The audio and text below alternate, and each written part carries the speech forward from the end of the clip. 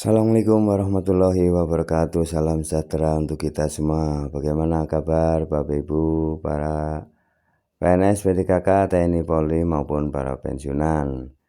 Dan untuk para honorer ya, semangat terus. Semoga Bapak Ibu semuanya dalam keadaan sehat walafiat, tetap semangat di dalam menjalankan aktivitasnya dan selalu bahagia ya dan sukses selalu.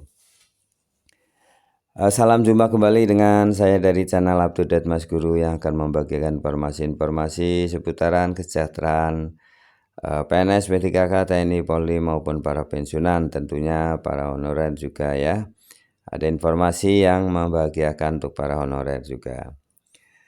Nah, pada video kali ini saya hadir untuk menyampaikan informasi mengenai ada surat penting ya, ada surat penting dari Mendagri Tito Karnavian ya, ini diterbitkan berkaitan dengan apa? Dengan nasib tenaga honorer R2 dan R3. Alhamdulillah jelas. Nah, ini ada kejelasan dari nasib tenaga honorer R2 dan R3. Namun sebelum menyimak video ini hingga selesai, semoga Bapak Ibu ya bisa mendapatkan pengertian, pemahaman ya.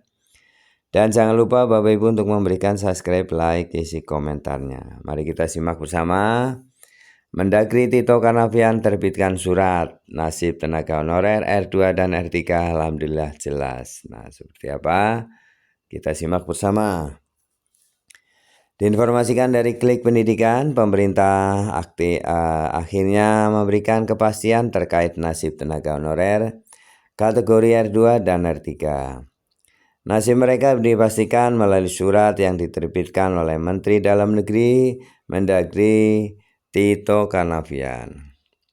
Surat ini mengatur berbagai aspek penting, mulai dari mekanisme penggajian, proses pengangkatan P3K, hingga perlindungan dari PHK.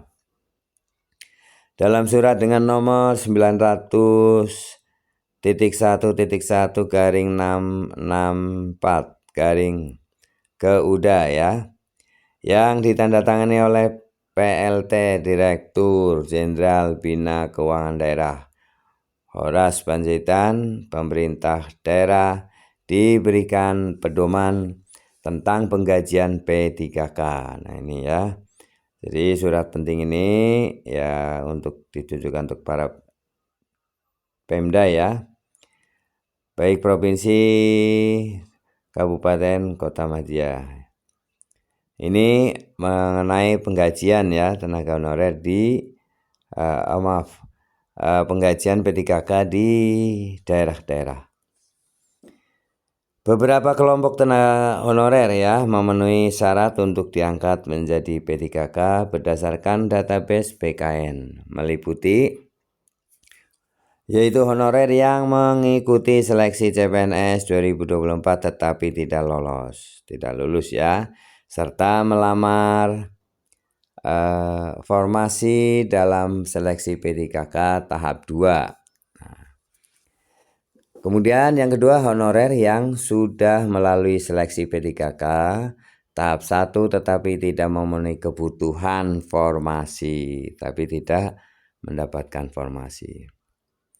Yang ketiga, honorer yang telah bekerja di instansi pemerintah selama minimal 2 tahun ya tanpa jeda, meskipun tidak terdaftar dalam database BKN. Kemudian honorer guru lulusan pendidikan profesi guru PPG yang terdata dalam pangkalan data PPG di Kementerian Pendidikan Dasar dan Menengah. Kemudian guru sekolah swasta yang mendapat rekomendasi instansi tempat tugas. Nah, ini guru swasta juga ada kesempatan ya untuk diangkat menjadi P3K.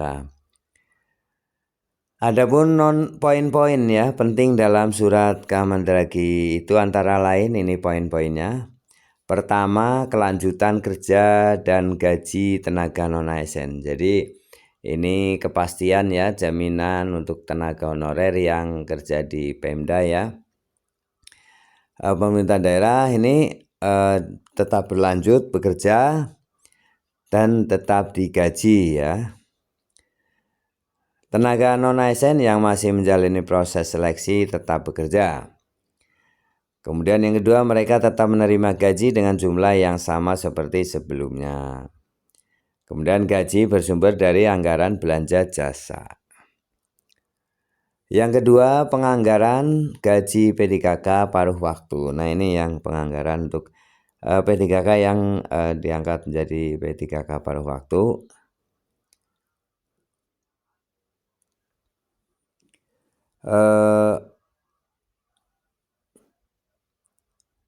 Ya, jadi aturan ini juga merujuk pada surat PLT Sekjen ya Kemendagri nomor 900.1.1/227 ya tertanggal 16 Januari 2025. Nah, ini jadi setelah diangkat sebagai P3K paruh waktu ya, gaji diatur berdasarkan kode rekening dalam keputusan Menteri Dalam Negeri. Yang ketiga, larangan pengangkatan non-ASN di luar aturan. Nah, ini ya, jadi Bapak Ibu, sejak keluarnya dari surat Kemendagri ini dilarang ya untuk pengangkatan non-ASN lagi, tenaga honorer lagi tidak boleh direkrut. Jika aturan ini dilanggar, anggaran untuk menggaji tenaga tersebut tidak akan diberikan. Aturan ini merujuk pada surat Menpan RB nomor B5993-M.SM.01.00/2024 tertanggal 12 Desember 2024.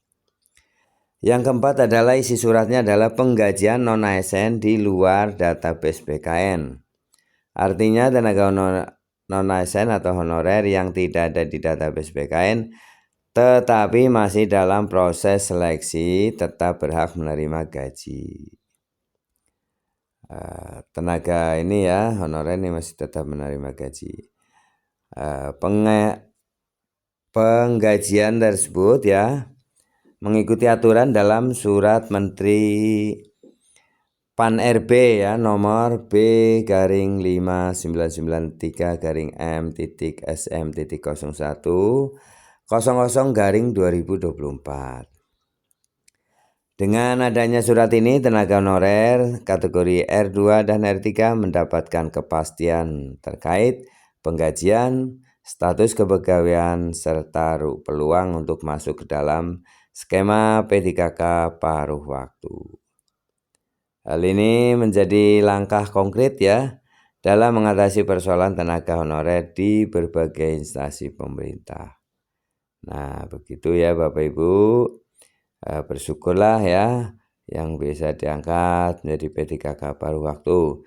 Nah, nanti ini ada perubahan ya dari P3K paruh waktu bisa menjadi P3K full time atau penuh waktu.